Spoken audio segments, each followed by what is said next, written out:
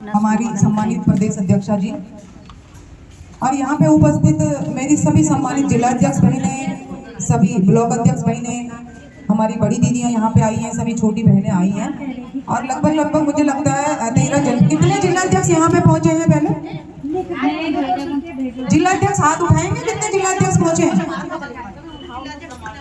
13 जिलाध्यक्ष है, 18 में ब्लॉक अध्यक्ष है पूरे उत्तराखंड में। अब ब्लॉक अध्यक्ष कितने आए हैं? बैठक लगभग पदाधिकारियों की यहाँ पे रखी गई थी और निदेशालय में आने का मैं बताती हूँ। निदेशालय में आने का कारण ये था कि आज जिन समस्याओं को लेकर हम आए हैं उनका शॉर्ट आउट यहीं से होना है। तो जो यहाँ पे महानुभाव बैठे हैं, विभागीय हमारे कर्मचारी हैं, अधिकारी हैं, मंत्री जी ने विभाग में जिन्हें बिठाया है, ये सारा शॉर्ट आउट इन्हीं को यहाँ पे करना है।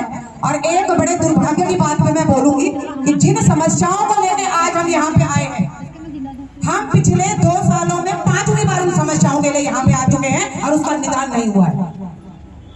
पोषण पे आप सब लोग परेशान थे, पोषण ट्रैकर को लेके, उसमें थोड़ा सा बदलाव हुआ तो थोड़ा इजी हुआ। आज की डेट में मैं नॉर्मली सभी का बोल देती हूँ, पौड़ी जनपद की ब्लॉक अध्यक्ष यहाँ पे आई है, मैंने जैनिखाल वालों को देखा है, रिखड़ी खाल से सुषमा जी यहाँ पे आई है और एक दुगड्डा की ब्लॉक अध्यक्ष यहाँ पे आई है और कोई आया है, एक थैली साइड से आई है। पौड़ी में 15 ब्लॉक हैं और 15 ब्लॉकों से इतनी कम प्रेजेंटेशन यहाँ पे पदाधिकारियों को, मुझे लगता है कुछ अभी रास्ते में है पोखरा खिरसू वाले, पर आना चाहिए पदाधिकारियों को, क्योंकि आपको लीडरशिप दी गई है ब्लॉकों की और उन लड़कियों की जो समस्या है उसे पटल पे रखने का काम ब्लॉक अध्यक्षों का है। अधिकारी पूछ रहे हैं कि आपको समस्याएं क्यों आ रही है, तो हम उन्हें बताना चाहते हैं कि एक परिवार में 5 या 6 सदस्य हैं, वहां पे 6 सदस्यों में एक ही लाभार्थी है जो लाभ ले रहा है आईसीडीएस का, कहीं पे 2 लाभार्थी हैं। तो जब आपने पोषण में उसे पहले फीड किया था तो उसका मोबाइल नंबर जो दर्ज हुआ है वो आज उसके पास नहीं है। कई लोगों का जो मोबाइल नंबर आधार से कनेक्ट हुआ था वो भी चेंज हो चुका है। और जो फेस ऑथेंटिक इन्होंने बोला है कि आप टेक होम राशन और ग्रुप फूड जब दोगे और फेस ऑथेंटिक वाला ऑप्शन जो उसमें दिया गया है, जो मैंने देखा अभी पिछले हफ्ते में जो देखा है, तो वो ओटीपी उसी नंबर पे जाएगा, तभी वेरीफाई होगा कि आपने लाभार्थी को राशन दे दिया।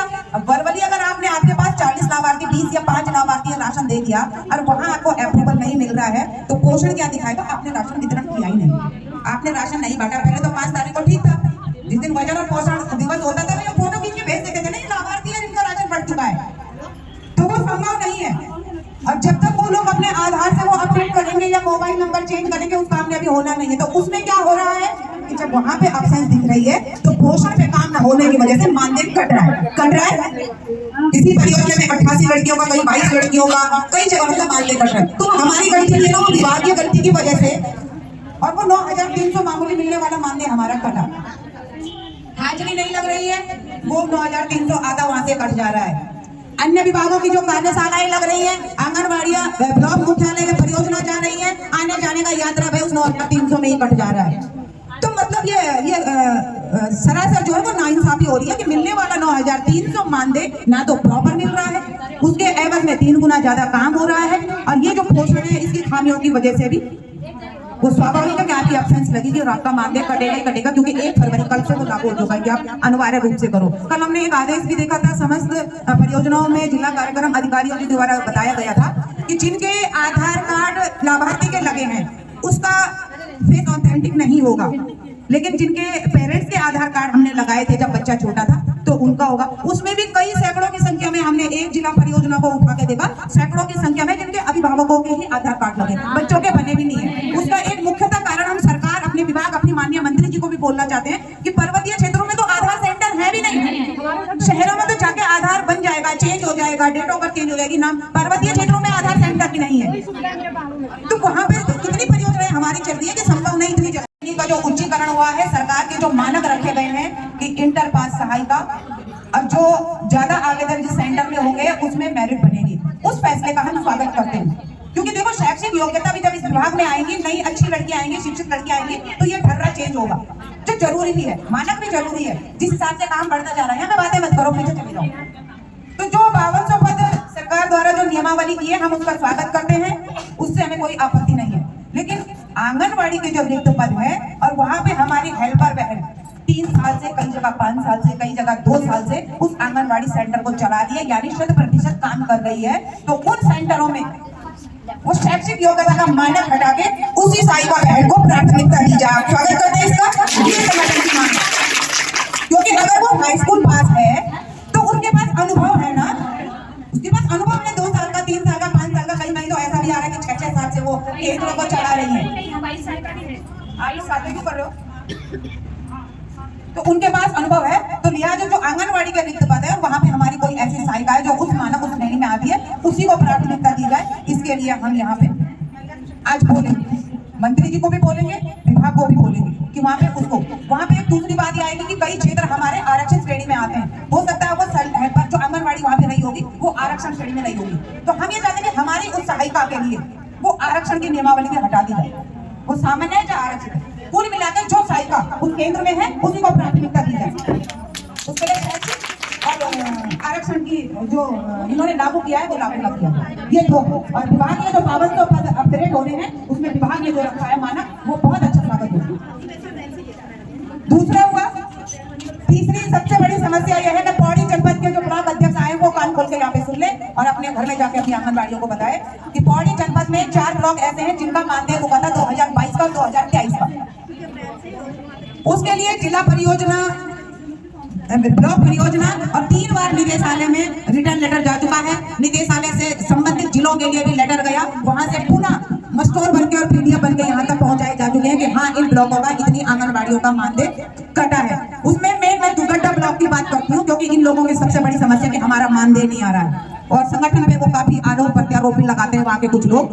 तो उनके लिए भी हमने रिटर्न लेटर दिया था, उनके पदाधिकारी भी पौड़ी में भी थे और यहाँ भी। और आज भी इस समस्या को रखा जाएगा कि अभी तक भी उन ब्लॉकों का, उन 4 ब्लॉकों का 2022 का 2023 का कटा हुआ मानदेय आहरण नहीं हुआ। इसका क्या कारण है? उन्होंने काम किया था और वो पैसा पेंडिंग है। और ऐसे मुझे लगता है डेयरी का भी था, दीदी टीजी का भी रुका था।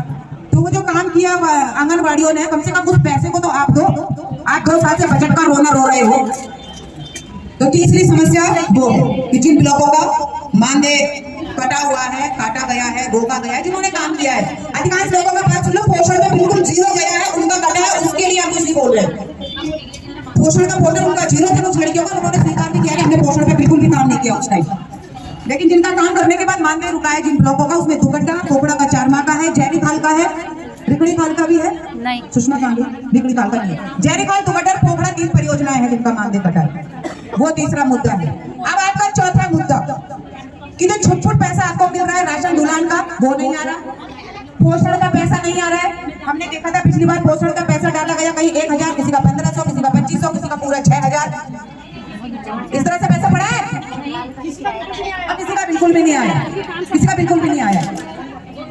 तो ये भी बहुत बड़ी जाति है, ये पैसा नहीं आया।